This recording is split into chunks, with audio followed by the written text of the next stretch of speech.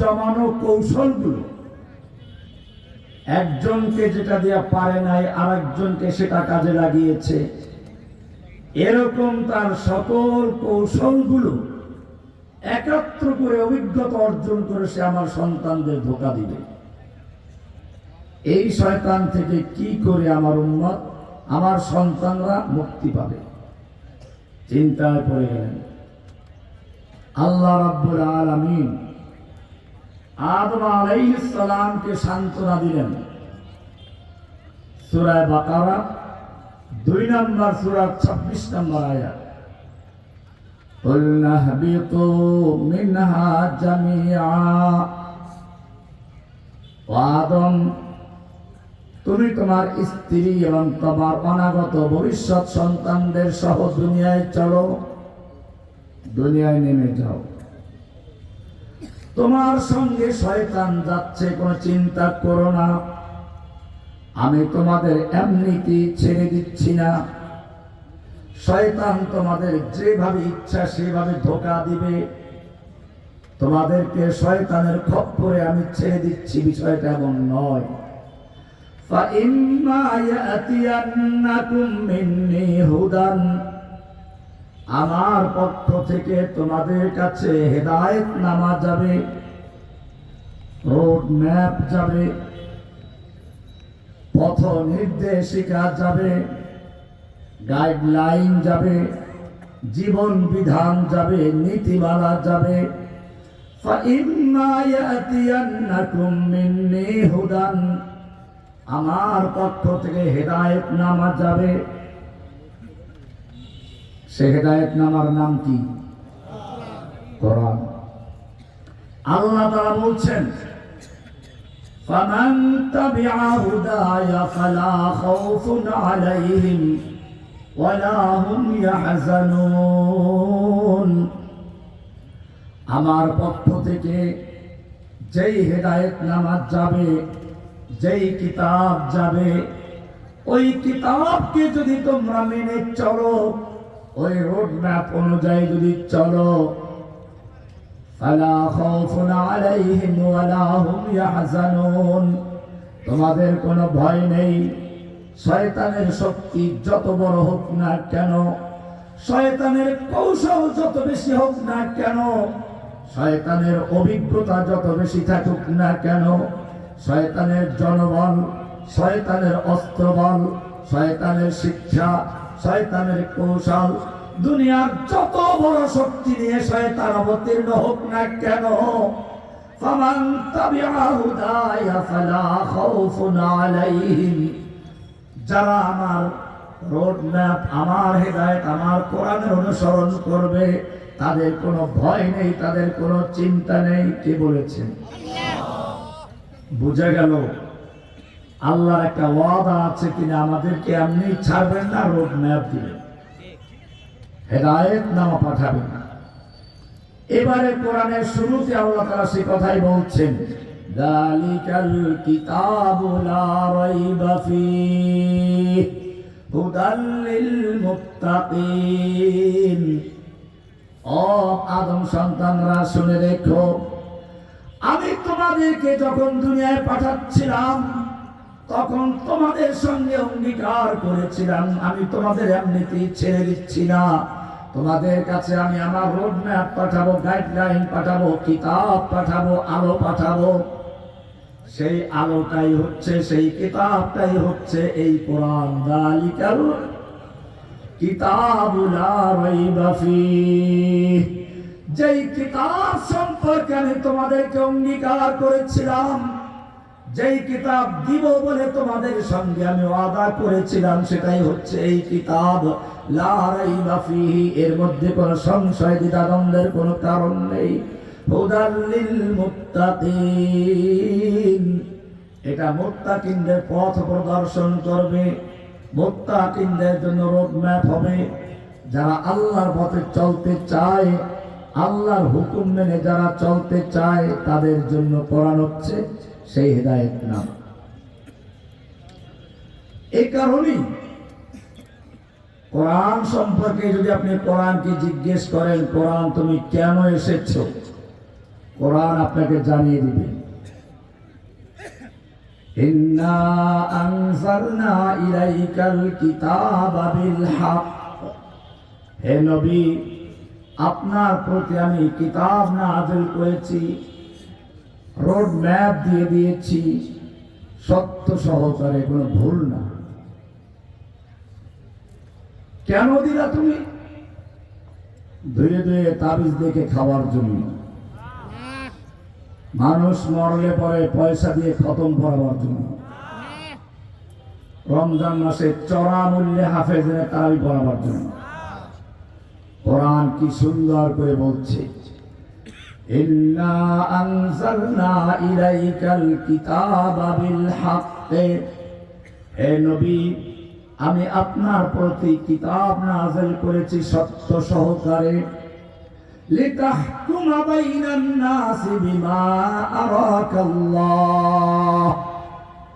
এই কিতাবের মাধ্যমে আপনি মানুষের মধ্যে বিচার ফয়সালা করবেন। এই কিতাব দিয়ে সংসদ চলবে, এই কিতাব দিয়ে আদালত চলবে, এই কিতাব দিয়ে সংসার চলবে, এই কিতাব দিয়ে ব্যাংক চলবে, আদালত চলবে, সংসদ চলবে, সমাজ চলবে, রাষ্ট্র চলবে। আমি সেই জন্যই কিতাব নাযিল করেছি, লিতাহকুমা বাইনান নাসি বিমা আরাকাল্লাহ।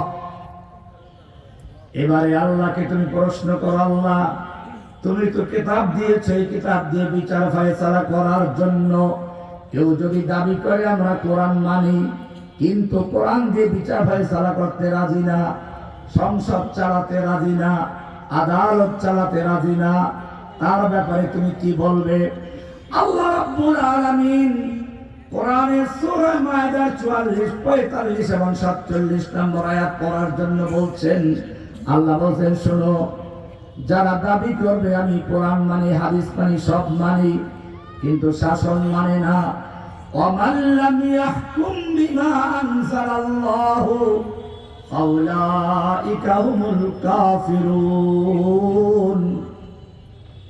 যারা আল্লাহর নাযিলকৃত কিতাবের মাধ্যমে, আল্লাহর নাযিলকৃত সংবিধানের মাধ্যমে, আল্লাহর নাযিলকৃত আইনের মাধ্যমে বিচার ফয়সালা করে না, দেশ শাসন করে না, আল্লাহ বলছেন সে যতই বড় দাবি করুক, কোরআন হাদিস মানি, নবী মানি, তাহাজ্জুদ পড়ে, নামাজ পড়ে, রোজা রাখে, সব কিছু ঠিক আছে, কিন্তু আল্লাহর বিধানকে মানতে রাজি নয়। আল্লাহ বলছেন ফাউলাইকা হুমুল কাফিরুন। ওরাই হচ্ছে কাফের, ওরাই হচ্ছে কি? আরেক আয়াত, ফাউলাইকা হুমুজ জালিমুন। ওরাই হচ্ছে জালিম। আরেক আয়াত, ফাউলাইকা হুমুল ফাসিকুন। ওরাই হচ্ছে ফাসিক। এইবারে আবার আল্লাহকে প্রশ্ন করবেন রব্বুল আলামিন, বুঝলাম যারা একদম মানে না তারা কাফের, জালেম, ফাসিক। এবারে যারা কিছু মানে আর কিছু মানে না, এদের ব্যাপারে তোমার ফয়সালা কি? আল্লাহ বলছেন, ইউরিদুনা, যারা কোরআনের কিছু মানে, সূরা নিসা কোরআন আছে 150 নম্বর, সূরা নিসার 150 নম্বর। আল্লাহ রাব্বুল আলামিন বলছেন, যারা কিতাবের কিছু মানে আবার কিছু মানে না, ওয়ায়ুরিদুনা আন ইউফাররিকু বাইনাল্লাহি ওয়া রাসূলিহি। আল্লাহ এবং তার রাসূলের মধ্যে পার্থক্য করতে চায়, কোরআন মানে হাদিস মানে না। আছে না এরকম? ওয়ায়ুরিদুনা আন ইউফাররিকু বাইনাল্লাহি ওয়া ইউরিদুনা আন ইয়াত্তাখিযু বাইনা যালিকা সাবিলা। কিছু মানে আর কিছু মানে না, এই দুইয়ের মধ্যবর্তী আর একটা তৃতীয় রাস্তা তৈরি করতে চায়। কোরআনের কিছু মানে, কিছু মানে না। ব্যক্তি জীবনে নামাজ, রোজা, হজ, যাকাত কোরআন থেকে নিতে চায়। রাষ্ট্রীয় জীবনে সংসদে ব্রিটিশের আইন চলবে, কোরআন চলবে না। নিজেরা মন গড়া আইন তৈরি করবে, মানব রচিত আইন দিয়ে চলবে। وَيُرِيدُونَ أَن يَتَّخِذُوا بَيْنَ ذَلِكَ سَبِيلًا। ও রব্বুল আলামিন, এবার তুমি ফতোয়া দাও এই লোকদের সম্পর্কে ব্যাপারে তুমি কি বলতে চাও? আল্লাহ বলছেন উলাইকা হুমুল মুমিনুনা হাক্কান, উলাইকা হুমুল উলাইকা হুমুল কাফিরুনা হাক্কান। এরাই হচ্ছে হক কাফের। এরা হচ্ছে কি? হক কাফের। এতদিন শুনেছে হক্কানি আলেম, এরা হচ্ছে হক্কানি কাফের। এই কোরআনকে দেখেন তাফসীর ভাবে কেমন তাই না? তাফসীরের ভাবে কোরআন নাই, এটাই আমাদের অবস্থা। আমাদের সংসদে কোরআন নাই মুসলমান, আদালতে কোরআন নাই মুসলমান, তাফসীর ভাবিরা কোরআন নাই, কোরআন ভাবি। উলাইকা হুমুল কাফিরুনা হাক্কান, যারা কোরআনের কিছু মানে না, আবার কোরআন মানে হাদিস মানে না, মসজিদে আল্লাহর হুকুম দিয়ে নামাজ পড়ে, কোরআন দিয়ে নামাজ পড়ে, সংসদে মানতে রাজি না, মসজিদে তারাবির নামাজে কোরআন শুনতে রাজি, আদালতে বিচার ফয়সালা মানতে রাজি না। আল্লাহ রাব্বুল আলামিন বলছেন উলাইকা হুমুল কাফিরুনা হাক্কান, ওরাই হচ্ছে হক কাফের। ওরা কি? হক কাফের। এইবারে শোনো সূরা নিসা 60 নম্বর আয়াত, আল্লাহ বলছেন আলাম তারা ইলাল্লাযীনা ইয়াজউমুনা আন্নাহুম আমানু বিমা উনজিলা ইলাইকা ওয়া মা উনজিলা মিন ক্বাবলিক। হে নবী, আপনি কি ওই সমস্ত লোকদেরকে দেখেন নাই, ওই বাংলাদেশি মুসলমান যারা দাবি করে, ইয়াজউমুনা যারা জাম করে, দাবি করে, আন্নাহুম আমানু বিমা উনজিলা ইলাইকা, তারা একেবারে 100% বিশ্বাস করে আপনার প্রতি নাযিল কিতাবের উপরে, মানে কোরআন যে আল্লাহর কিতাব তা বিশ্বাস করে। ওমা উনজিলা মিন ক্বাবলিক, শুধু আপনার প্রতি নাযিলকৃত কিতাবকে মানে এ পর্যন্তই না, আপনার আগে যত কিতাব নাযিল হয়েছে সেই সবগুলোর প্রতি ঈমান রাখে বলে দাবি করে। কিন্তু ইউরিদুনা আন ইয়াতাহাকামু ইলা তাগুত, যখন তাদেরকে বলা হয় তোমরা যখন কোরআন মানার দাবি করছো, আগে আসমানি কিতাব সব মানার দাবি করছো, ঠিক আছে, তাহলে কোরআন দিয়ে আদালত চালাও, সংসদ চালাও। ওরা কোরআনের আইন মানতে রাজি না, তারা ব্রিটিশের আইন দিয়ে আদালত চালাতে রাজি। তারা নিজেরা তারা সংসদে লোক পাঠায়, ওরা নিজেরা আইন তৈরি করে, প্রয়োজনে আল্লাহর আইনকে বাতিল করে যে বিকল্প আইন দিয়েও তারা দেশ চালায়। আল্লাহ বলতেছেন এটা, ইউরিদুনা আন ইয়াতাহাকামু ইলা তাগুত, তারা তাগুতের কাছে বিচার ফয়সালার জন্য যায়, তাগুতের আইন দিয়ে তারা বিচার ফয়সালা করে। অকাদ উমিরু আন ইয়াকফুরু বিহি, অথচ তাদেরকে আদেশ করা হয়েছিল লা ইলাহা বলে সব তাগুতকে বর্জন করো, ইল্লাল্লাহ বলে শুধু একজনকে গ্রহণ করো। কাকে? ওরা লা ইলাহা ইল্লাল্লাহটাই বুঝে নাই, মুসলমান দাবি করে। লা ইলাহা ইল্লাল্লাহ দুটো অংশ, লা ইলাহা একটা, ইল্লাল্লাহ হচ্ছে আরেকটা। লা ইলাহা মানে কোন ইলাহা নাই, কোন মাবুদ নাই যার আনুগত্য করা যায়, যার হুকুম মানা যায়, যার বিধান মানা যায়, যাকে সিজদা করা যায়। লা ইলাহা এমন কোন শক্তি নাই যার হুকুম মানা যাবে, আনুগত্য করা যাবে, সব বাতিল করে দেওয়া হচ্ছে। ইল্লাল্লাহ বলে শুধু একজনকে গ্রহণ করছে। কাকে? কাকে গ্রহণ করতে হবে? দুই হাত। কয় হাত? আপনি একটা ডাল ধরে ঝুলতে চাচ্ছেন, বিপদে পড়ে গেছেন, পানি বন্যা চলতেছে, ডাল একটা পাইছেন ধরে ঝুলতেছেন, এক হাত দিয়ে ধরলে ঝোলা যাবে? কয় হাত দিয়ে ধরতে হবে? আল্লাহ তারা দুই হাত দিয়েছেন আমাদেরকে। লা ইলাহা এক হাত, লা ইলাহা, আমি এটা এভাবে বলি, ওই যে সামনে একটা পুরান বিল্ডিং আছে, ওটাকে নতুন করে রং করতে হলে কি করতে হবে? পুরাতন রংটা ঘষে মেজে ধুয়ে মুছে পরিষ্কার করে নতুন রং করতে হবে। ঠিক তেমনি ভাবে 150 নম্বর ঠিক তেমনি ভাবে লা ইলাহা বলে আগে যত গায়রুল্লাহ আছে লা ইলাহা অন্তর থেকে সব কিছু ধুয়ে মুছে পরিষ্কার করে দিয়ে শুধু ইল্লাল্লাহ বলে একজনকে বসাবো। কাকে? লা ইলাহা লা ইলাহা বলে আপনি কাকে বর্জন করতেন আপনি জানেন না। লা ইলাহা বলে পরিষ্কার জানিয়ে দেওয়া হলো কোন ক্ষমতার মালিক নেই, জনগণ নয়, আমেরিকা নয়, নরেন্দ্র মোদী নয়, ভারত নয়। লা ইলাহা সব ক্ষমতার উৎস বাতিল, ইল্লাল্লাহ সকল ক্ষমতার মালিক এক আল্লাহ। লা ইলাহা ইল্লাল্লাহ। এইটা যদি হয় তাহলে সেই মুসলমান কি করে আবার সংবিধানে লেখে প্রজাতন্ত্রের সকল ক্ষমতার মালিক জনগণ? এই সংবিধান আছে, এই সংবিধান রক্ষার জন্য একদল লোক যুদ্ধ চালিয়ে যাচ্ছে, এখনো লেখালেখি করে যাচ্ছে। মুসলমানদের সংবিধানের নাম কি? এই সংবিধানের অনুচ্ছেদ 2, 3, ধারা 3 মানে 3 নম্বর সূরা 26 নম্বর আয়াত, আর বাংলাদেশ সংবিধানের ধারা 7 অনুচ্ছেদ ক।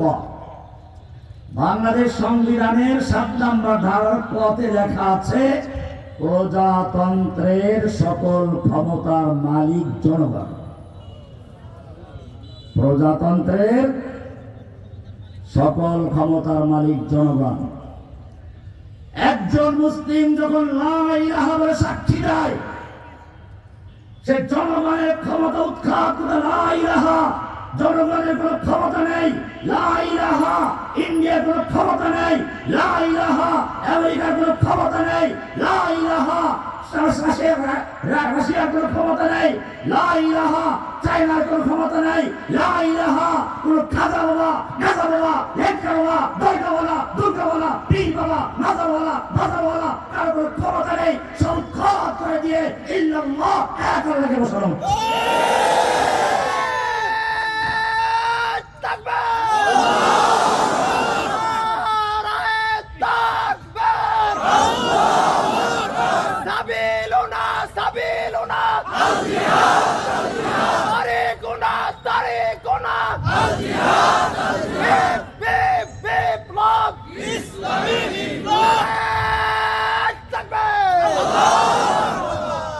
লা ইলাহা ইল্লাল্লাহ সমস্ত ক্ষমতার মালিক কে?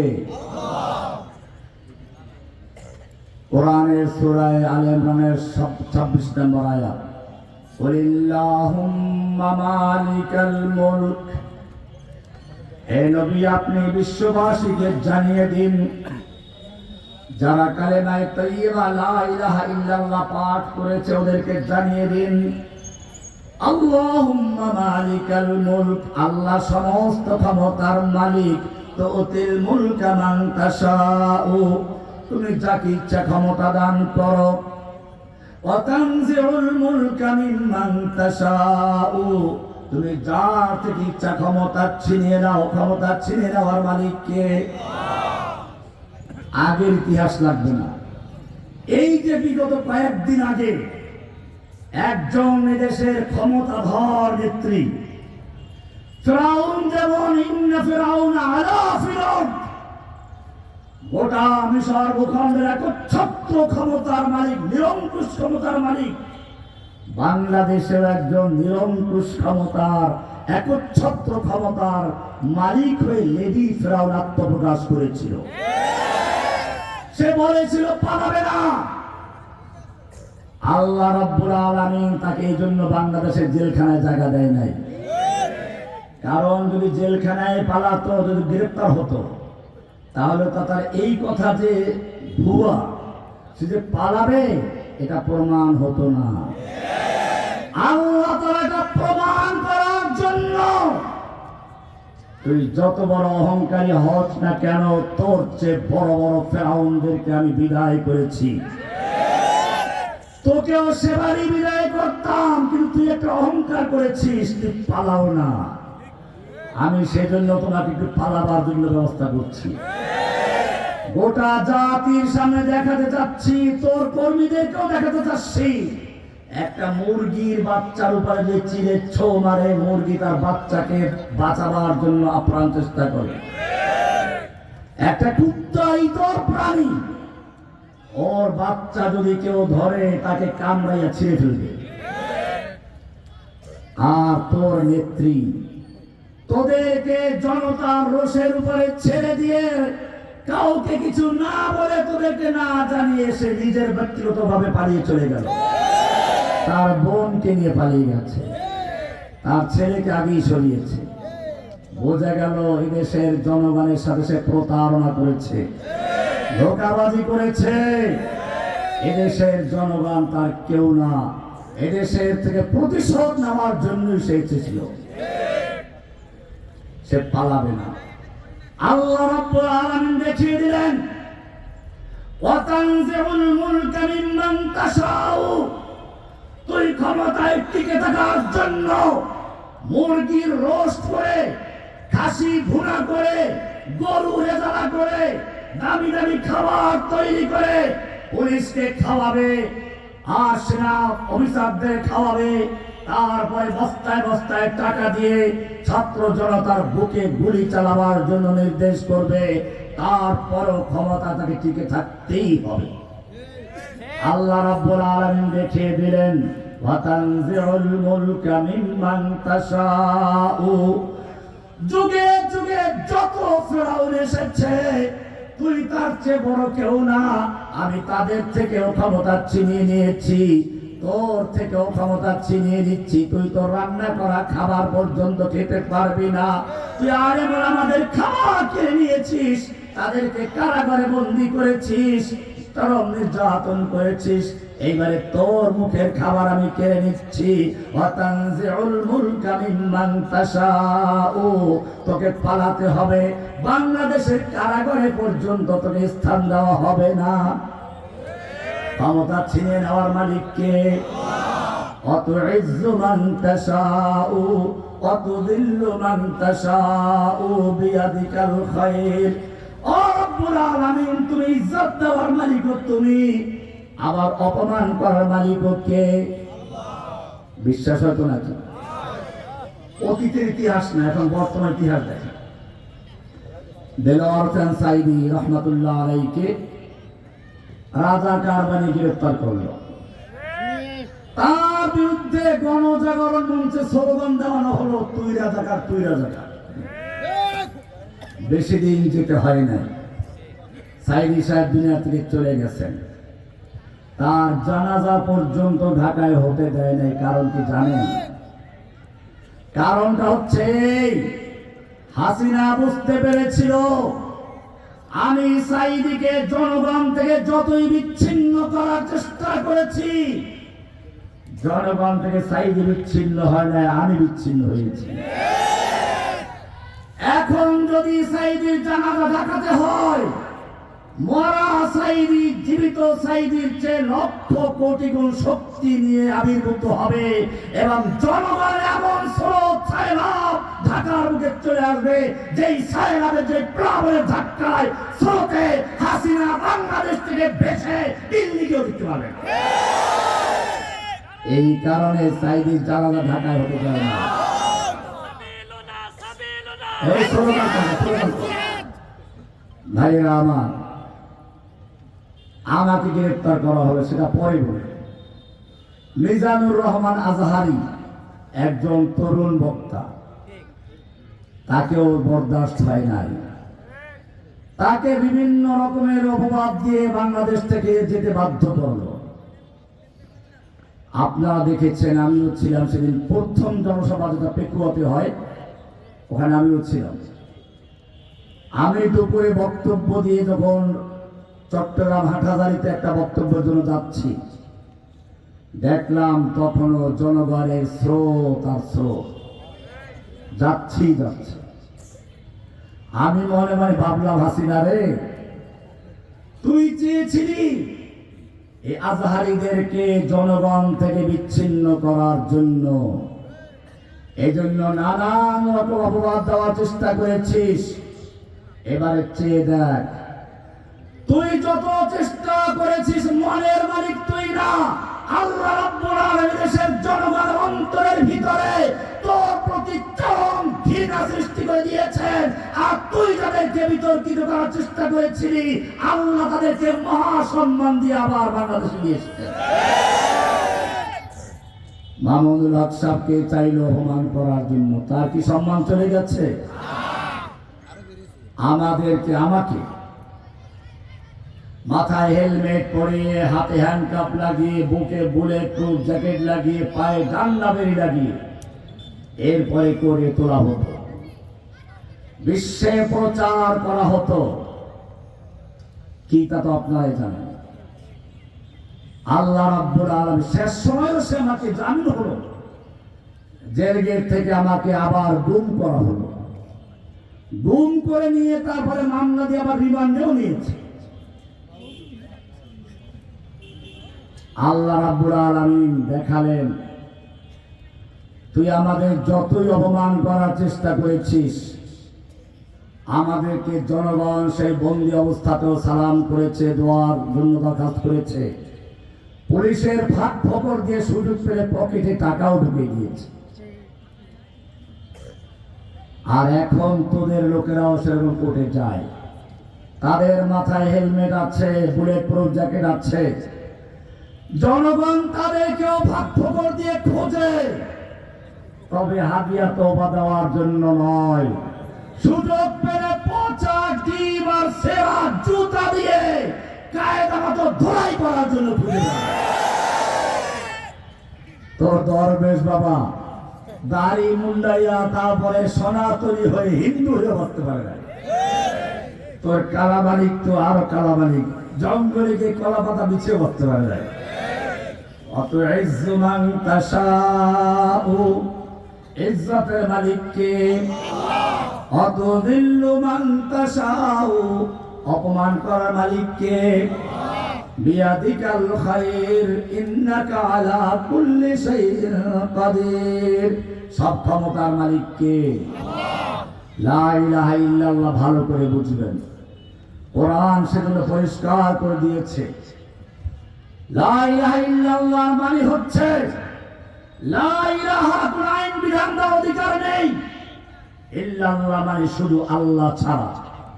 কোরআন পরিষ্কার করেছে, আল্লাহু ইয়াহকুমু লা মুআক্কিবা লিহুকমিহি, আল্লাহ বিধান দিয়েছেন, আল্লাহর বিধানকে পশ্চাতে ফেলে দেওয়া, আল্লাহর বিধানকে বাতিল করার ক্ষমতা কারণ নেই। কে বলেছেন? আমাদের সমাজ আল্লাহ আইন বাতিল করে নাই।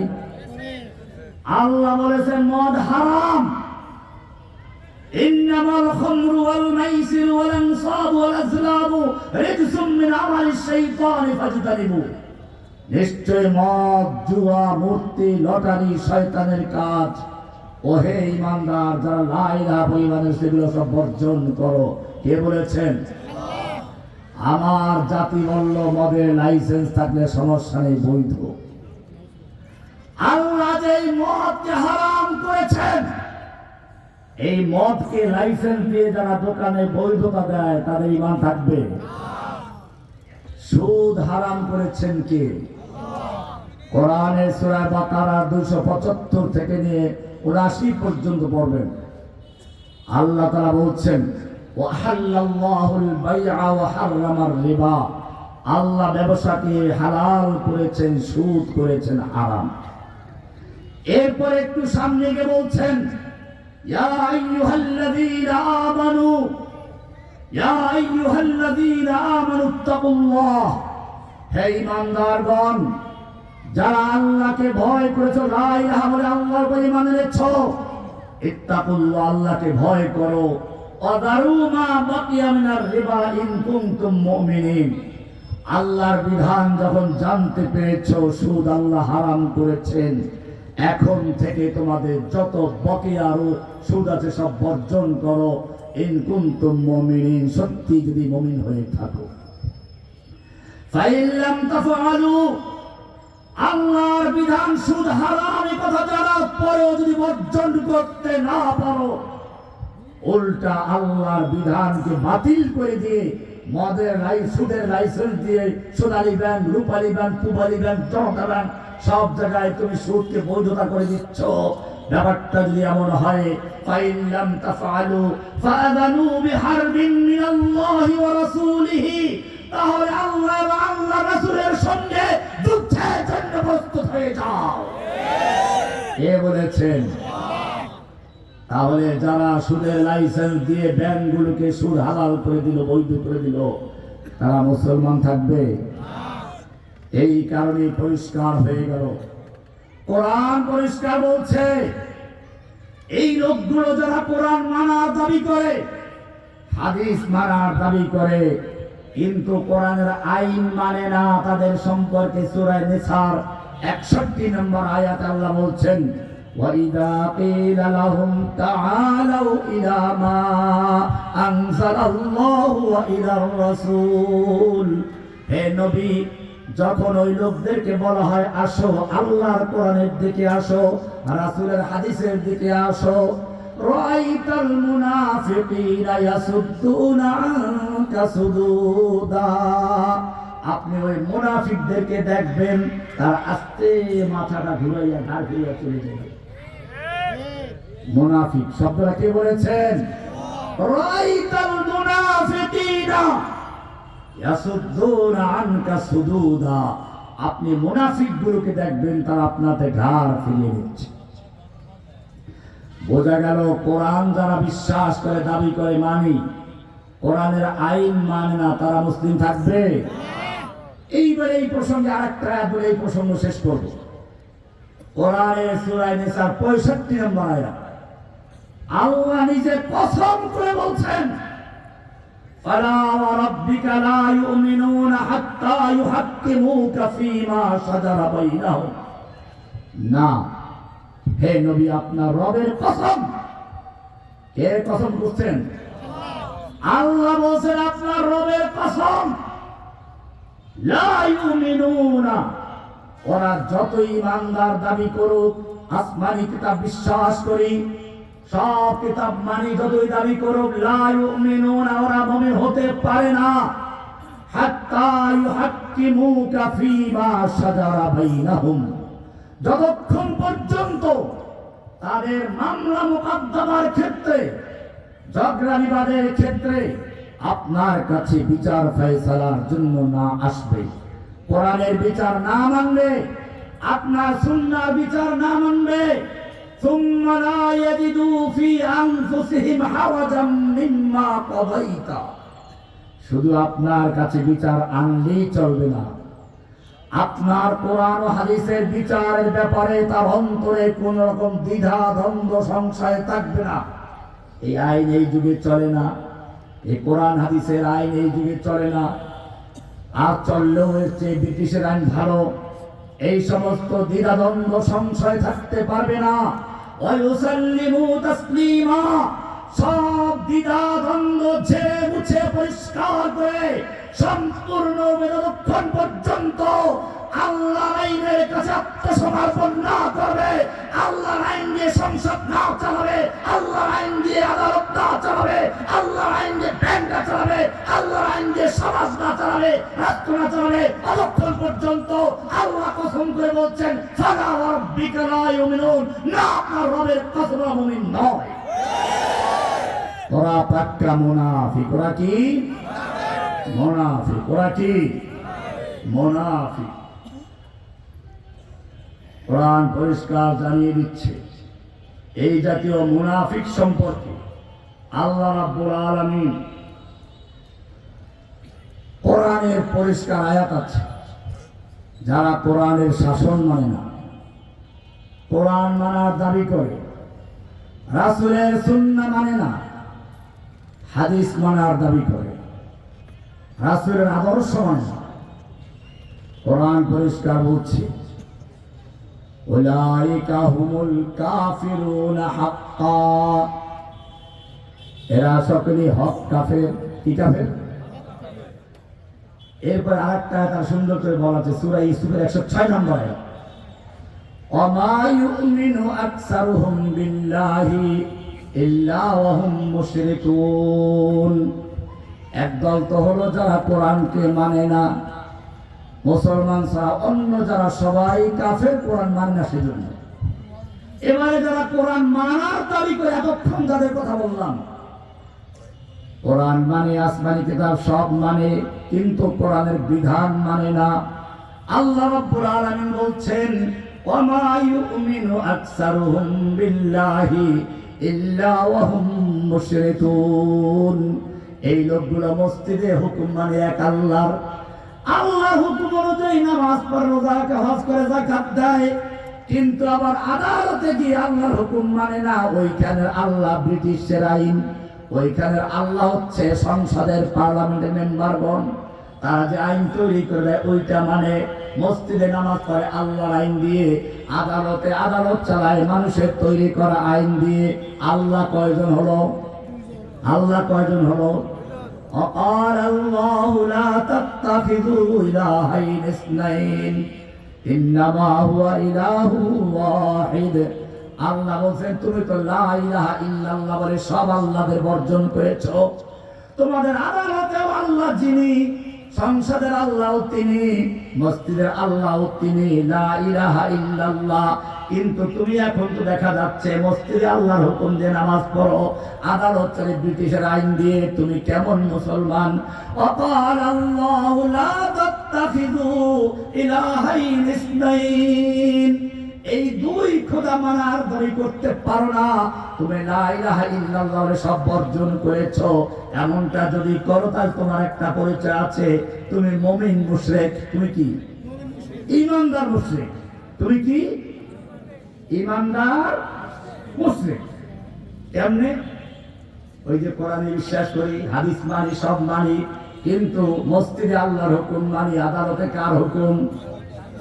তাগুতের আইন, ব্রিটিশের আইন, মানব রচিত আইন। আল্লাহ বলছেন, ওয়ামা ইউমিনু আকসারুহুম বিল্লাহি ইল্লা ওয়া হুম মুশরিকুন। ওদের বেশিরভাগ লোক ঈমান আনা সত্ত্বেও মুশরিক। বেশিরভাগ লোক ঈমান আনা সত্ত্বেও মুশরিক। এরা কারা? এই জন্য মনে রাখতে হবে, কোরআন আপনাকে পরিষ্কার জানিয়ে দিচ্ছে, এই দুই আল্লাহ যদি মানে শিরিক করে, শিরিক সম্পর্কে কয়েকটা আমি আপনাদেরকে বলছি, এটা খুবই গুরুত্বপূর্ণ, ভালো করে খেয়াল রাখবেন। আল্লাহ তাআলা বলছেন, অন্য যত গুনাহ থাকুক না কেন, মানুষ যদি তওবা করার সুযোগ নাও পায়, তওবা করার সুযোগ পায় নাই, গুনাহ করে মারা গেছে, কিন্তু তার শিরিক নাই, আল্লাহ তাআলা ইচ্ছে করলে তাকে ওই তওবা ছাড়াও ক্ষমা করতে পারেন। কিন্তু যদি কেউ শিরিকের গুনাহ নিয়ে মারা যায়,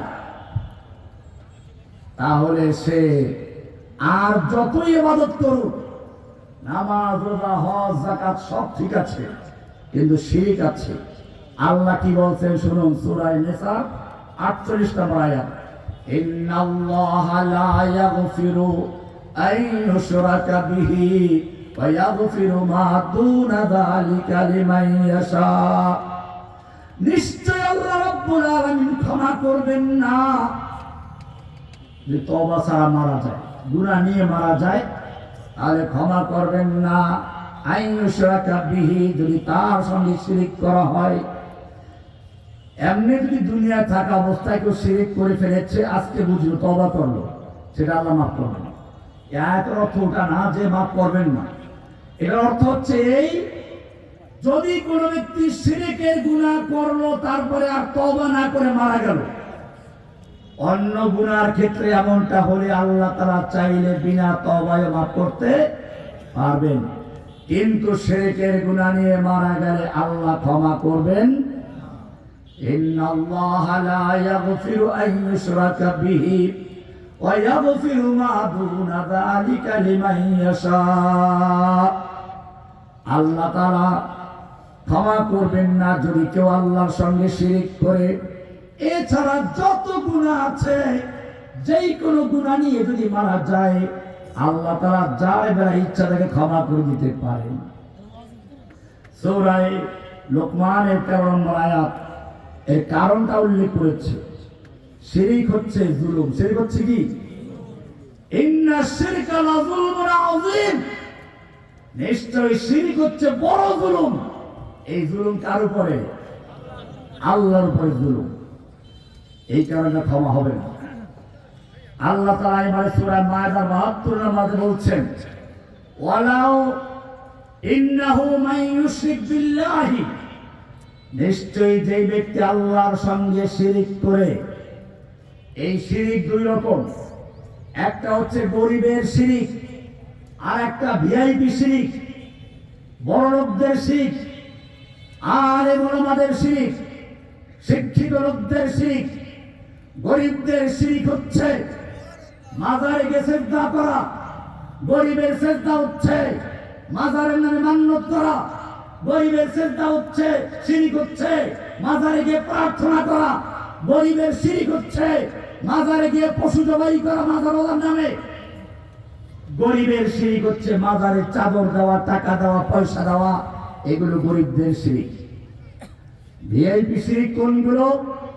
ভিআইপি শিরিক হচ্ছে আল্লাহর আইনকে বাতিল করে বিকল্প আইন তৈরি করা। ভিআইপি শিরিক হচ্ছে আল্লাহর আইন থাকা সত্ত্বেও নিজেরা সংসদে বসে তার বিকল্প আইন তৈরি করা। ভিআইপি শিরিক হচ্ছে আল্লাহর শরীয়তের পরিবর্তে নতুন করে শরীয়ত তৈরি করে দেওয়া। কোরআন স্পষ্ট করেছে এই শিরিক দুই রকম লোকে করে। এক হচ্ছে কিছু আলেমরাও করে, শরীয়তে নেই কিছু শরীয়ত তৈরি করে দেয়, বলে দেয় সিজদা দুই রকম, একটা হচ্ছে ইবাদতের সিজদা আর একটা হচ্ছে সম্মানের সিজদা। সম্মানের সিজদা মাজারে করা যাবে, ওলি বুজুর্গকে করা যাবে, বাপকে করা যাবে, জায়েজ বানিয়ে দিল। আল্লাহর শরীয়তে নাই, তৈরি করে দিল। আল্লাহর শরীয়তে নাই কেন বললাম? কোরআন পরিষ্কার বলেছে, ওয়ামিন আয়াতিহিল লাইলু ওয়ান নাহারু ওয়াশ-শামসু ওয়াল কমার। জেনে রাখো আল্লাহর নিদর্শন হচ্ছে চন্দ্র, সূর্য, গ্রহ, নক্ষত্র, দিবা রাত্রি, মানুষ, গরু, ছাগল, পশু পক্ষী, গাছগাছালি, নদী, নালা, খাল, বিল, এই সবগুলো হচ্ছে আল্লাহর সৃষ্টি, আল্লাহর নিদর্শন। লা তাসজুদু লিশ-শামসি ওয়ালা লিল-কমার। খবরদার যদি মুমিন হয়ে থাকিস তাহলে চন্দ্র, সূর্য, গ্রহ, নক্ষত্র কোন সৃষ্টির সামনে মাথা নত করবি না। আসজুদু লিল্লাহিল্লাযী খালাকাহুন্না, সিজদা করবি তাকে যিনি এই সবগুলো সৃষ্টি করেছেন। যিনি সৃষ্টি করেছেন স্রষ্টার সামনে মাথা নত করবি, কোন সৃষ্টির কাছে নয়। কে বলেছেন? আল্লাহ। এক কথায় পরিষ্কার হয়ে গেছে। এখন যারা মাজারে সিজদা করে, যারা পীরের পায়ে সিজদা করে, এটাকে বৈধতা দেয়, তারা আল্লাহর শরীয়তের পরিবর্তে নতুন শরীয়ত তৈরি করে দিয়েছে। আল্লাহ তাদের প্রসঙ্গে বলেছেন, আমলাহুম শুরাকাউ শারাউ লাহুম মিনাদ-দীনি মা লাম ইয়াযান বিহিল্লাহ। তাদের কি এমন কোন আল্লাহর অংশীদার আছে? আল্লাহ যেই শরীয়তের অনুমোদন দেন নাই, যেই তরিকত, যেই শরীয়ত আল্লাহ তৈরি করেন, আল্লাহ দেন নাই, এরকম শরিয়া যারা তৈরি করে দেয় তাদের জন্য কি এমন কিছু শরীয়ত আছে, অংশীদার আছে? আল্লাহ প্রশ্ন করেছে। কোরআন বলছে এই লোকগুলো তাদের ওলি বুজুর্গ পিসাবদেরকে, তাদের মাশায়েখদের আল্লাহর পরিবর্তে রব বানিয়ে নিয়েছে। ইত্তাখাযু আহবারহুম ওয়া রুহবানাহুম আরবাবাম মিন দুনিল্লাহ। তারা তাদের আহবার এবং রুহবানদেরকে, ওলি বুজুর্গ এবং পণ্ডিতদেরকে তারা আল্লাহর পরিবর্তে রব বানিয়েছে। রব আয়াত ইহুদি খ্রিস্টানদের সম্পর্কে বলা হয়েছে। আদি ইবনে হাতেম, আরবের প্রসিদ্ধ দানবীর হাতেম তাইর ছেলে আদি, আল্লাহর নবী দরবারে আসলেন, তখনও তার গলায় কুরুশ ঝুলানো, খ্রিস্টানদের কুরুশ তখনও তার গলায় ঝুলছে। আল্লাহর নবীকে প্রশ্ন করলেন, ইয়া রাসূলুল্লাহ, কোরআন বলছে ইহুদি খ্রিস্টানরা তাদের ওলিদেরকে, আল্লাহর ওলিদেরকে, পণ্ডিতদেরকে, পীর সাহেবদেরকে আল্লাহর পরিবর্তে রব বানিয়ে নিয়েছে। কই, আমি তো একজন খ্রিস্টান আলেম, তাওরাত সম্পর্কে আমার ইলম আছে। ইহুদি খ্রিস্টানরা তো তাদের ওলি বুজুর্গকে রব বানায় নাই। আল্লাহর রাসূল সাল্লাল্লাহু আলাইহি ওয়াসাল্লাম বললেন, আচ্ছা শোনো, তোমরা কি বিষয়টা এমন নয় যে তোমাদের ওলি বুজুর্গ যেটা হালাল বলে ওইটা হালাল মেনে নাও, যেটা হারাম বলে ওইটা হারাম মেনে নাও, যদিও আল্লাহর কালামে তার ব্যতিক্রম থাকে, তা তো মেনে নেই। এইটাই তো রব বানানো হলো। আল্লাহর আইনের পরিবর্তে যার আইন মানা হয় সে তার রব হয়ে যায়। ধর্মীয় রব আছে, রাজনৈতিক রব আছে। রাজনৈতিক রব কারা? যারা স্কুল কলেজের সামনে শহীদ মিনারের নামে মূর্তি বানিয়ে দিয়েছে। এবারে যারা আল্লাহর সামনে নামাজে দাঁড়িয়ে যায়, ও মুসলমান, সূরা কিরাত পড়া আলাদা ইবাদত, নামাজে দাঁড়ানোটা কি ফরজ। নামাজে দাঁড়ানোটা যদি ফরজ ইবাদত হয় আল্লাহর জন্য, যারা সেই একই রকম মূর্তির সামনে গিয়ে শহীদ মিনারে দাঁড়ায় গিয়ে তারা কার ইবাদত করছে? আল্লাহর কাছে মাথা নোয়ালে যদি আল্লাহর ইবাদত হয়, রুকু ইবাদত হয়, আদালতে গিয়ে বিচারকদের সামনে যারা মাথা নত করে তারা কার ইবাদত করছে? পরিষ্কার হয়ে গেল। আল্লাহ তাআলা আইন বিধান দিয়েছেন, আল্লাহর আইন বাতিল করে যারা নতুন আইন তৈরি করে, কোরআন পরিষ্কার বলছে, আল্লাহুম শুরাকাউ শারাউ লাহুম মিনাদ দীন মা লাম ইয়াযাম বিহিল্লাহ। আল্লাহ তাআলা ইকামতে দ্বীনের জন্য পদ্ধতি দিয়েছেন। মনে রাখতে হবে, যুগে যুগে কাফেরদের এক একটা ঝড় তুফান আসে, সাইলাব আসে। পানি বন্যার সময় পানির উপরে যেমন কচুরি বানা, খড়কুটা, ময়লা আবর্জনা ভেসে যায়, একদল আলেম যুগে যুগে যখনই একটা নতুন জোয়ার আসে তখন ওই সাইলাব ভেসে যায়। একবার বাংলাদেশের জোয়ার আসলো, বাংলাদেশ না দুনিয়াতে সমাজতন্ত্রের জোয়ার, সাইলাব, প্লাবন।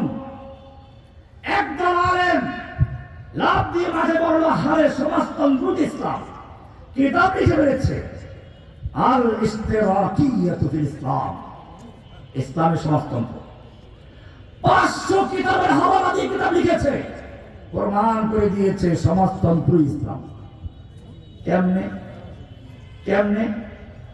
সমাজতন্ত্রে কেউ খাবে তো কেউ খাবে না, তা হবে না, তা হবে না, কেউ গাছতলায় কেউ দশতলায়, তা হবে না, তা হবে না। বৈষম্য দূর করতে হবে, বৈষম্যের ভিত্তি হচ্ছে ব্যক্তি মালিকানা, কোনো ব্যক্তি মালিকানা থাকবে না।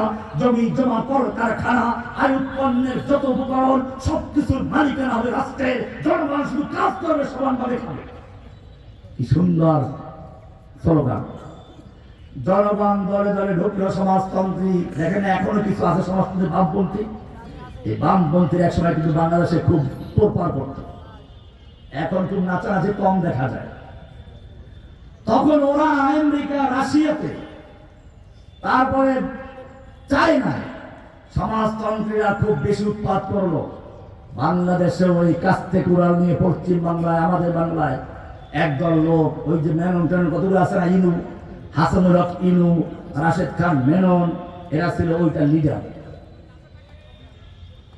এদের সঙ্গে একদল আলেম যুক্ত হলো, কিতাব লিখে ফেললো, আল ইশতিরাকিয়াতুল ইসলাম, এই সমাজতন্ত্র ইসলাম।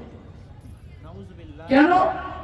সমাজতন্ত্রে ব্যক্তি মালিকানা স্বীকার করে না। ইসলাম বলে ইন্নাল আরদা লিল্লাহ ইউরিসু মান ইয়াশা, জমির মালিক আল্লাহ। এটা মেনে গেছে।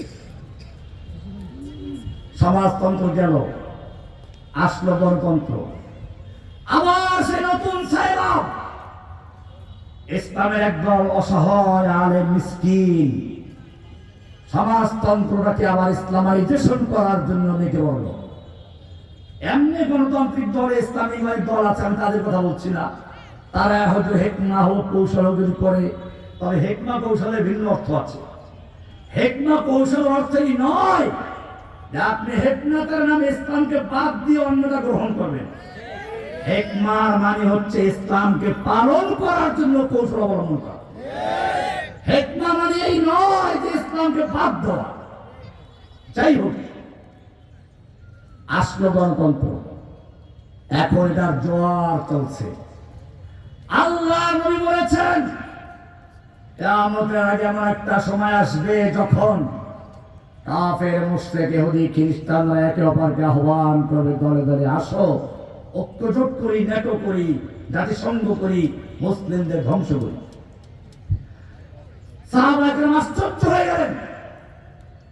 আমরা 1-1.5 লাখ সাহাবী মাত্র, আমাদের ভয়ে গোটা দুনিয়া থরথর করে কাঁপে। আর তখন মুসলমানদের হত্যা করার জন্য কাফেররা একে অপরকে আহ্বান করে, এত বড় সাহস পাবে কোথায়? প্রশ্ন করলি, ইয়া রাসূলুল্লাহ, তখন কি মুসলিমদের সংখ্যা কমে যাবে? আল্লাহর রাসূল সাল্লাল্লাহু আলাইহি ওয়াসাল্লাম বলেন, না না, কমে যাবে না, তোমাদের সংখ্যা অনেক বেশি হবে। কিন্তু ইন্নাকুম গুসাউন কা গুসাইস সাইল ওয়ালাকিন্নাকুম গুসাউন কা গুসাইস সাইল। তোমাদের মুসলিমদের সংখ্যা তো অনেক বেশি হবে ঠিকই, কিন্তু পানি বন্যার সময় পানির উপরে ভাসমান খড়কুটা, কচুরিপানা, ময়লা আবর্জনা, ফেনা, বুদবুদের মতো অবস্থা হবে, যার কোনো ভিত্তি থাকে না, শিকড় থাকে না। পানির সায়লা আমাদেরকে যেদিকে নিয়ে যায় সেদিকে উড়ে যায়। পরিষ্কার হয়ে গেল, এই সায়লাভ মানে পানির সায়লাভ না। এই সায়লাভটা হচ্ছে এই খ্রিস্টানদের সায়লাভ, এই গণতন্ত্রের সায়লাভ, সমাজতন্ত্রের সায়লাভ। এই সবের বিরুদ্ধে যদি দাঁড়াতে চাও, তোমাকে কোরআন আয়াত বুঝতে হবে। কোরআন তোমাকে বলছে, আলাম তারা কাইফা দারাবাল্লাহু মাসালান কালিমাতান তাইয়্যিবাতান কাশাজারাতিন তাইয়্যিবা। হে মুসলিম যারা লা ইলাহা ইল্লাল্লাহ ঈমান এনেছো, তুমি কি দেখো না আল্লাহ তাআলা কি করে সুন্দর একটা দৃষ্টান্ত দিয়েছেন, উপমা দিয়েছেন তোমার জন্য।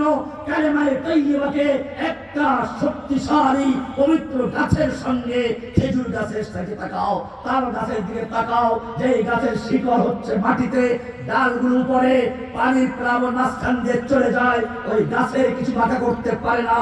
পক্ষান্তরে যেই গাছের শিকড় নেই, কচুরিপানা, ময়লা আবর্জনা ভাসিয়ে নিয়ে চলে যায়। তুমি তো মুসলিম, তোমার শিকড় আছে। আলাম তারা কাইফা দারাবাল্লাহু মাসালান কালিমাতান তাইয়্যিবা কাশাজারাতিন তাইয়্যিবা। কালিমায়ে তাইয়্যিবাকে একটা পবিত্র গাছের সঙ্গে তুলনা করছেন, খেজুর গাছের সঙ্গে তুলনা করছেন। আসলুহা সাবিতু ওয়া ফারউহা ফিস সামা। যেই গাছের শিকড় হচ্ছে মাটিতে গাড়া, ডাল হচ্ছে উপরের দিকে। রব্বুল আলামিন মুমিনদের ডাল কোন পর্যন্ত? খেজুর গাছের ডাল তো দেখি 10 ফুট 20 ফুট, তাল গাছের চার একটু বড় হতে পারে। রব্বুল আলামিন মুমিনদের ডাল কোন পর্যন্ত গিয়ে পৌঁছেছে? আল্লাহ বলছেন, ইলাইহি ইয়াসআদুল কালিমুত তাইয়্যিবু। মুমিনদের শাখা হচ্ছে, মুমিনদের শিকড় হচ্ছে জমিনে, তার ডাল হচ্ছে আরশ আজিম পর্যন্ত। এবারে কোরআন আয়াত দেখাই, লা ইলাহা ইল্লাল্লাহর ডাল হচ্ছে আরশের কেমনে। আপনি যদি মনে করেন একটা নদীতে পড়ে গেছেন, একটা গাছের ডাল পাইলেন, ঝুলবেন যাতে করে সাইলা ভাসিয়ে দিতে না পারে, ডালটা 1 হাতে ধরবেন না 2 হাতে ধরবেন? কয় হাতে ধরবেন? এটা বুঝছেন? এখন যদি কোরআনের আয়াত বলি, তা ভালো করে বুঝতে হবে। আল্লাহ বলছেন কোরআনের সূরা বাকারা 256 নম্বর আয়াতে, ফামান ইয়াকফুর বিত-তাগুত, যেই ব্যক্তি লা ইলাহা বলে সকল তাগুতকে প্রত্যাখ্যান করেছে, বর্জন করেছে, ত্যাগ করেছে, কুফর করেছে, এত ইল্লাল্লাহ বলে ওই মুমিন বিল্লাহি, আল্লাহকে ধারণ করেছে। আল্লাহ বলছেন, ফাকাদ ইসতামসাকা বিল উরওয়াতিল উসকা। সেই ব্যক্তি 2 হাতে ইসতামসাকা, আলেমরা বুঝবে মাসাকা মানে এমনি ধরা, নরমাল ধরা। আল্লাহ বলছেন ইসতামসাকা, ভাবে ইস্তাফআল থেকে শক্তভাবে ধরলো, 2 হাতে ধরলো। লা ইলাহা 1 হাত, ইল্লাল্লাহ 2 হাত, 2 হাতে যখন ধরেছে, লানফিসা বিল উরওয়াতিল উসকা, যেটা ধরেছে সে ডালটাও নরম নয়, ডাল হচ্ছে আল্লাহর আরশ। আল্লাহর আরশকে সে ধরেছে দুই হাতে শক্তভাবে। লান ফিসামা লাহা। এবারে দুনিয়ার যে কোনো প্লাবন, যে কোনো সৈলাব, যে কোনো পানির বন্যা হোক না কেন, হোক না সে সমাজতন্ত্রের, হোক না গণতন্ত্রের, হোক না রাজতন্ত্রের, হোক না ইহুদি খ্রিস্টান, ইন্ডিয়া, আমেরিকা, চায়না, রুশ, ভারত, যে হোক না কেন, আল্লাহ বলছেন দুনিয়ার যত বড় প্লাবন আসুক না কেন, লান ফিসামা লাহা, তা থেকে বিচ্ছিন্ন করতে পারবে না। কারণ সে শক্ত ডাল ধরেছে। সে ডালটা কোন ডাল? কোন ডাল ধরেছে? এই ডাল যে ধরবে, আল্লাহ বলছেন যালিকা বিআন লান ফিসামা লাহা, তাকে কেউ বিচ্ছিন্ন করতে পারবে না, তাকে কোনো প্লাবন ভাসিয়ে দিতে পারবে না। কারণ হচ্ছে সে যে ডালটা ধরেছে এই ডাল কোনো ছোটখাটো গাছের ডাল নয়। যালিকা বিআন্নাল্লাহা মাওলাল্লাযীনা আমানু ওয়া আন্নাল কাফিরিনা লা মাওলা লাহুম। পরিষ্কার করে দিয়েছেন, যালিকা বিআন্নাল্লাহা মাওলাল্লাযীনা আমানু, যারা লা ইলাহা ইল্লাল্লাহ বলে দুই হাতে যারা ইসতামসাকাবিল উরওয়াতিল উসকা, আল্লাহর আরশের পায়া ধরেছে, আল্লাহ বলেন লান ফিসামা লাহা, তাকে কেউ বিচ্ছিন্ন করতে পারবে না যত বড় প্লাবন আসুক না কেন। কারণ তার মাওলা হচ্ছেন কে? যালিকা বিআন্নাল্লাহা মাওলাল্লাযীনা আমানু ওয়া আন্নাল কাফিরিনা লা মাওলা লাহুম। কাফেরদের কাছে পারমাণবিক বোমা আছে, ক্ষেপণাস্ত্র আছে, ট্যাঙ্কের বহর আছে, জনবল আছে, অস্ত্রবল আছে, অর্থবল আছে। ওদের মাওলা নেই, তোমার কিচ্ছু নেই, তোমার মাওলা আছে। পক্ষান্তরে আল্লাহকে বিশ্বাস করে কিন্তু লা ইলাহা মানে না, তাগুতকে বর্জন করতে পারে নাই। আল্লাহ বলছেন যে ব্যক্তি শিরিক করলে, এবার একটা আয়াত শোনাচ্ছি আপনাকে, এইবারে আসল আয়াত, ছিটকে পড়ার আয়াত, তুফানে ভেসে যাওয়ার আয়াত। এটা আছে কোরআনের সূরা হজের 22 নম্বর সূরা 31 নম্বর আয়াত। ওয়ামাই ইউশরিক বিল্লাহি, যেই ব্যক্তি আল্লাহর সঙ্গে শিরিক করলো, ইল্লাল্লাহ বলে আল্লাহকে মানলো, কিন্তু লা ইলাহা বলে তাগুতকে বর্জন করতে পারে নাই, বর্জন করতে পারে নাই হিন্দুর মহাব্বতকে, বর্জন করতে পারে আমেরিকার ভালোবাসাকে, গণতন্ত্র, সমাজতন্ত্র, রাজতন্ত্র ত্যাগ করতে পারে নাই, ত্যাগ করতে পারে নাই ব্রিটিশের আইনকে, ত্যাগ করতে পারে নাই মানব রচিত আইনকে। আল্লাহ বলছেন যারা এরকম ভাবে মসজিদে মানে এক আল্লাহ, বাহিরে মানে আর এক আল্লাহ, আল্লাহ বলছিল ওয়ামাই ইউশরিক বিল্লাহি, যে ব্যক্তি আল্লাহর সঙ্গে শিরিক করলো, ফাকান্নামা খাররা মিনাস সামা, সে আসমানে ওই যে দুই হাত দিয়ে ধরেছিল ছিটকে পড়ে গেছে, ছিটকে পড়ে গেছে। কে বলেছেন? এই ওয়াজ রহমানির ওয়াজ না। আপনি মনে করতে পারেন যে জীবনেও শুনি নাই, কি বলে কোরআনে আছে এইগুলো, তোমাকে কেউ শোনাবে না, কারণ এইগুলো শোনালে পরে সমস্যা আছে, জেলে যেতে হবে। কোরআন পরিষ্কার বলছে ওয়ামাই ইউশরিক বিল্লাহি ফাকান্নামা খাররা মিনাস সামা, যেই ব্যক্তি আল্লাহর সঙ্গে শিরিক করলো, সংসদে আল্লাহ মানলো একজনকে, আর মসজিদে আর একজনকে, আদালতে এক আল্লাহর আইন চলে আর মসজিদে চলে আর এক আল্লাহর আইন, মাজারে গেলে এক আল্লাহর আইন, মসজিদে এক আল্লাহর আইন, এরকম শিরিক করে ফেললো। আল্লাহ বলছেন ফাকান্নামা খাররা মিনাস সামা, সেই জন্য আসমান থেকে ছিটকে পড়ে গেছে, তার হাত আর নাই, ধরা নাই, ছিটকে পড়ে গেছে। এবারে কি হবে? তাই ছুটকে পড়ে গেছে, কি হবে এখন? কোরআন বলছে ফাতাখতাফু তাইরু, অথবা তাকে পাখি ছো মেরে নিয়ে গেছে। কে ছো মেরে নিয়ে গেছে? তাখতাফু তাইরু, পাখি ছো মেরে নিয়ে গেছে। কোন পাখি ছো মারলো আমার এখানে? চিল পাখি, বাস পাখি, মাছরাঙ্গা, মাছরাঙ্গা বলে নাকি পাওয়া গেছে। আল্লাহ বলেছেন ফাতাখতাফু তাইরু, তাকে পাখি ছো মেরে নিয়ে গেছে। দুই রকম পাখি, একটা রাজনৈতিক পাখি আর একটা হলো ধর্মীয় পাখি। রাজনৈতিক পার্টি হচ্ছে সমাজতন্ত্র, গণতন্ত্র, রাজতন্ত্র। যেই ব্যক্তি লা ইলাহা ইল্লাল্লাহ মুহাম্মদুর রাসূলুল্লাহ তরিকা বাদ দিয়ে আল্লাহ দরবার থেকে ছিটকে পড়ে গেছে, সে হয়তো গণতন্ত্রী হবে, সমাজতন্ত্রী হবে, রাজতন্ত্রী হবে, বিভিন্ন তন্ত্র মন্ত্রের প্লাবনে ভেসে যাবে, আর আরেকদিকে মাজারের খপ্পরে পড়ে যাবে। ধর্মীয় পাখি, ধর্মীয় পাখিগুলো তো দেখেন না কিভাবে শুয়ে থাকে, সাজিয়ে গুছে থাকে খানকাতে, বিভিন্ন মাজারে।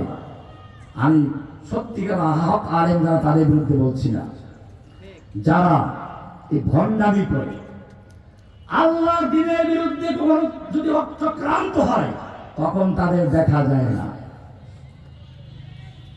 একটা সয়লাব চলছিল ইসলামের বিরুদ্ধে, গণজাগরণ মঞ্চের নামে। আপনারা জেনেছেন সেখানে আল্লাহ তো দেখিয়ে দিয়েছেন, তুই রাজাকার, তুই রাজা স্লোগান দেয় নাই? সাইদি সাহেবকে দিয়ে, সাইদি সাহেবের নাম করে বলতো সাইদি, তুই রাজাকার, তুই রাজাকার, কতে কাদের মোল্লা, তুই রাজাকার, তুই রাজাকার। বেশি দিন যেতে হয় নাই, আল্লাহ তাআলা ওইখান থেকে দেখিয়ে দিয়েছেন, তাদের মুখে স্লোগান বেরিয়েছে, আমি কে রাজাকার, তুমি কে রাজাকার। এই স্লোগান আসে নাই? এই স্লোগান দেওয়া হয়েছে কে? আল্লাহর সঙ্গে ফাজলামি করো, মজাক করছো আল্লাহর সঙ্গে। যেই ছেলেদেরকে দিয়ে সে স্লোগান দেওয়াছিল, আল্লাহ রাব্বুল আলামিন ওই ছেলেদের মুখ দিয়ে বের করেছেন, আমি কে রাজাকার, তুমি কে রাজাকার। কে বলেছে? কে বলেছে? স্বৈরাচার, স্বৈরাচার। বুক পেতেছি, বুকের ভিতর অনেক ঝড়, রাজাকার কি স্বৈরাচার, গুলি কর। স্লোগান দেয় নাই? এগুলো তৈরি করেছেন কে? আল্লাহ তাআলা এই যুগেও দেখাতে পারেন। কাজে মনে রাখতে হবে, তোমাকে বাতিলের সাইলাবে ভেসে গেলে চলবে না। তোমার একটা দিন আছে, তোমার একটা সংবিধান আছে, তোমার একটা পরিচয় আছে। তোমার পরিচয় তুমি মুসলিম। তুমি কি? এই মুসলিম, তোমার একটা পরিচয় আছে। আমি ইন্ডিয়াতে ওই সময়টায় পড়াশোনা করেছি দেওবন্দে, যখন ইন্ডিয়ায় বাবরি মসজিদ ভাঙ্গা তোলপাড় চলছে, যখন হিন্দুরা মুসলমানদের উস্কানি দিত, हिंदू हिंदी हिंदुस्तान जबन भेजो पाकिस्तान, वो हमारी माता है, तुम उसको खाता है, तुमको चाहिए कब्रिस्तान, या भेजेंगे पाकिस्तान। এগুলো হিন্দুদের স্লোগান। সেই সময়ও দিল্লিতে দেখেছি মুসলমানদের বাড়ি দরজার সামনে লেখা ছিল, তুম ফখর সে কহ দো कि हम মুসলমান। তুমি গর্বের সামনে ঘোষণা করে দাও আমি মুসলিম। ইন্ডিয়ার মুসলিমদের দেখেছি বাড়ির সামনে তারা লিখে রাখে। আর আমাদের মুসলমানদের দেশে বাস করে দেখা যাচ্ছে, যখন এই দেশে আমাদেরকে সন্ত্রাসী জঙ্গি বানানো শুরু হলো, আল্লাহর নবীর বিরুদ্ধে কটূক্তি করলো, আমি তার বিরুদ্ধে কিতাব লিখেছি, বক্তব্য দিয়েছি, আমাকে জেলে ঢুকালো। তখন সেই আল্লাহর নবীকে যারা গালিগালাজ করলো, আল্লাহর নবীকে যারা চরম অপমান করলো, তাদের বিরুদ্ধে তাদের কলম ওঠে নাই, বরং ইসলামের জিহাদটাকে বিতর্কিত করার জন্য আপনাদের এই কুষ্টিয়ার একজন বড় আলেম বই লিখে ফেলল, ইসলামের নামে জঙ্গিবাদ। তুমি কাকে খুশি করতে চেয়েছো? তুমি কি জানো ইসলামকে কলঙ্কিত করার জন্য, ইসলামের জিহাদকে বিতর্কিত করার জন্য কাফের মুশরিকরা দুনিয়াব্যাপী একটা স্লোগান তৈরি করেছে, জঙ্গিবাদ। হাসিনা ছিল বাংলাদেশে সেই স্লোগান প্রচারের এজেন্ডা। সেই জন্য সে বাংলাদেশে জঙ্গিবাদের নাটক সাজিয়ে সাজিয়ে এদেশে ৩০০ আলেমদেরকে জঙ্গিবাদ বানিয়ে, যুবকদেরকে জঙ্গি বানিয়ে বাংলাদেশের সব কারাগারগুলো ভরে ফেলেছিল। আর তুমি সেই সয়লাবে তাদের খুশি করার জন্য, কাফের মুশরিকদের খুশি করার জন্য বই লেখা শুরু করেছো। তুমি কি জানো তুমি কাকে খুশি করতে চেয়েছো? বাতিলকে খুশি করে তোমার লাভ নেই। হায়াতে মওতের মালিক কে? জীবন মরণের মালিক কে? সাইদি সাহেব জেলে মরেছেন, সাইদি মরে নাই, হাসিনা মরেছে। কতলে হুসাইন দর হकीकत मर्द यजीद है, इस्लाम जिंदा होता है हर करबला के बाद। यजीद হুসাইনকে মেরেছে, এজিদ হোসাইনকে জবাই করে হত্যা করেছে। হোসাইন মরে নাই, সেদিন এজিদের মৃত্যু হয়েছে। হাসিনা সাইদিকে মারে নাই, হাসিনার মৃত্যু হয়েছে। হাসিনা জসিমউদ্দিন রহমানকে কারাগারে গিয়ে নিজের মৃত্যু হয়েছে। হাসিনা এই দেশে হেফাজতের আলেমদের জেলে ঢুকিয়েছে। হাসিনার কারণে মিজানুর রহমান আজহারকে দেশ ছাড়তে হয়েছিল। হাসিনার কারণে ডক্টর জাকির নায়েককে পর্যন্ত ভারত থেকে পালাতে হয়েছে। এটার পিছনে হাসিনার কাজ।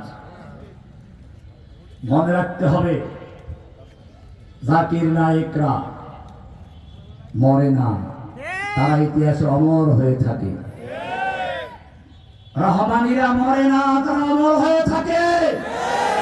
যুগে যুগে ফিরআউন, আবু লাহাব, হামান, নমরুদরাও ইতিহাসে আছে, আর যুগে যুগে মুসা কালিমুল্লাহরাও এসেছে। যেখানে ফিরআউন সেখানে মুসা। তোমাদের মনে রাখতে হবে, বাতিলের সাইলাব চলছে। ও যুবক, আমি তোমাকে জিজ্ঞেস করতে চাই, তোমার একটা পরিচয় কোরআন দিয়েছে, তোমার পরিচয় মুসলিম, হুয়া সাম্মাকুমুল মুসলিমিন। তোমার পরিচয় কি? এটা তোমার আম পরিচয়, সাধারণ পরিচয়। শুধু এতটুকুই নয়, একটা দেশের সৈনিকদের, সেনাবাহিনী আর সাধারণ মানুষ কি এক?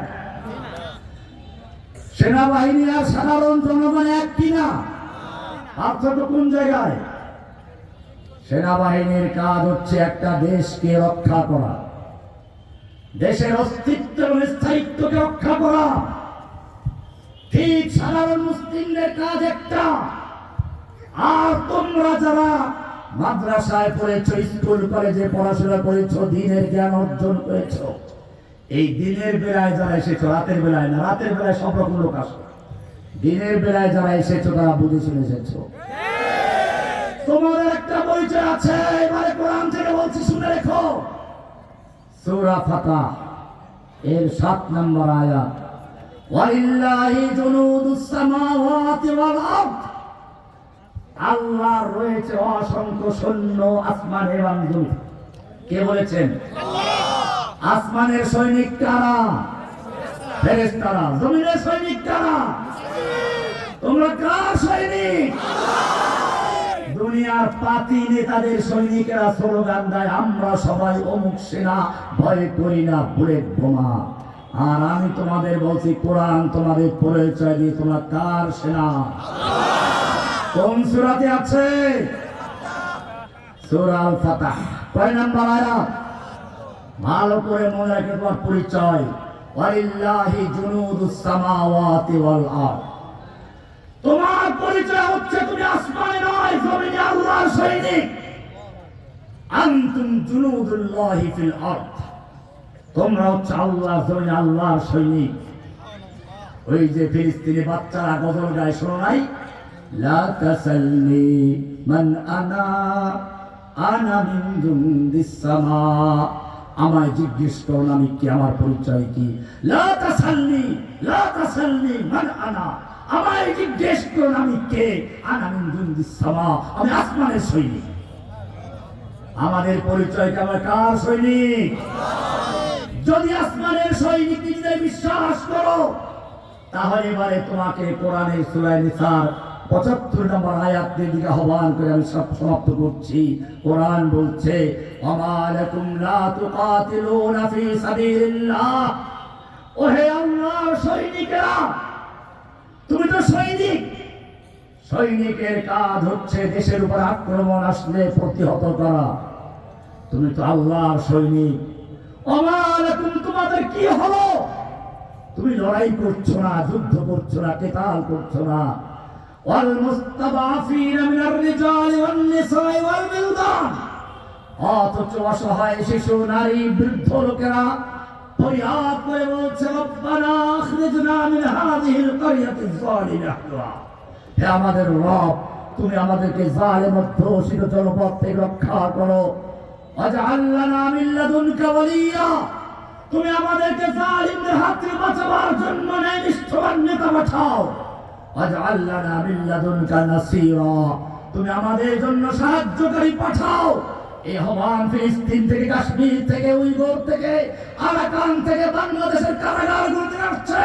ও আমার যুবক ভাইরা, আমি তোমাদের জিজ্ঞেস করতে চাই, আল্লাহর আহ্বানে সাড়া দিয়ে প্রয়োজনে বুকে তাজা রক্ত রাজপথে ঠেলে দিয়ে কে কে তৈরি আছো? ইসরায়েল দেখি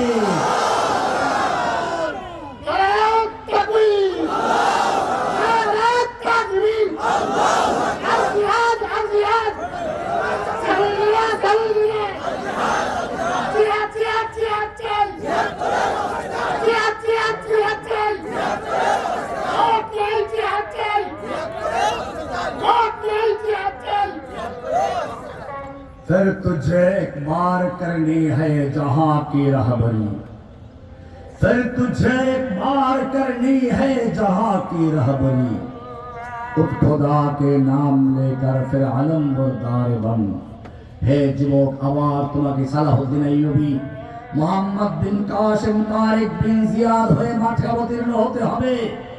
জেনে রাখো, তোমার জন্য প্রতিটি ক্ষেত্র থেকে আহ্বান চলে আসছে, আসো। कंधे बाद मुखालिफ सना घबराए हो कब, ये तो चलती है तुझे ऊंचा उड़ाने के लिए। তুমি তো সেই ঊর্ধ্ব গগনের বাজ পাখি, যে ঝড় হাওয়া দেখে ভয় পায় না, ঝড় হাওয়ার সঙ্গে উড়ে যায় না, বরং সে বাতাসের তালে তালে আর ঊর্ধ্ব গগনে চলতে থাকে।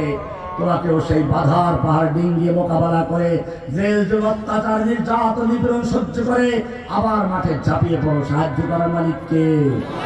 ذلك بأن الله مولى الذين آمنوا وأن الكافرين لا مولى لهم। सबक पर फिर सदाकत का, अदालत का, शजाअत का लिया जाएगा काम तुझसे, दुनिया की इमामत का। आखिर दावाना अल्हम्दुलिल्लाह रब्बिल आलमीन। अस्सलामु अलैकुम व रहमतुल्लाहि व बरकातुहू। সবার জন্য কেউ ব্যস্ত হবেন না। শাইখের বিশ্রামের প্রয়োজন, গোসল করবেন, নামাজ পড়বেন, আপনারা কেউ মুসাফার জন্য আসবেন না, দয়া করে। শাইখের যাওয়ার পথে আপনারা কেউ ভিড় করবেন না। শাইখ অসুস্থ, রেস্ট করবে, আপনারা কেউ যাওয়ার পথে ভিড় করবেন না। আপনারা সবাই সহযোগিতা করেন, আমরা আপনাদের কাছে সহযোগিতা কামনা করছি।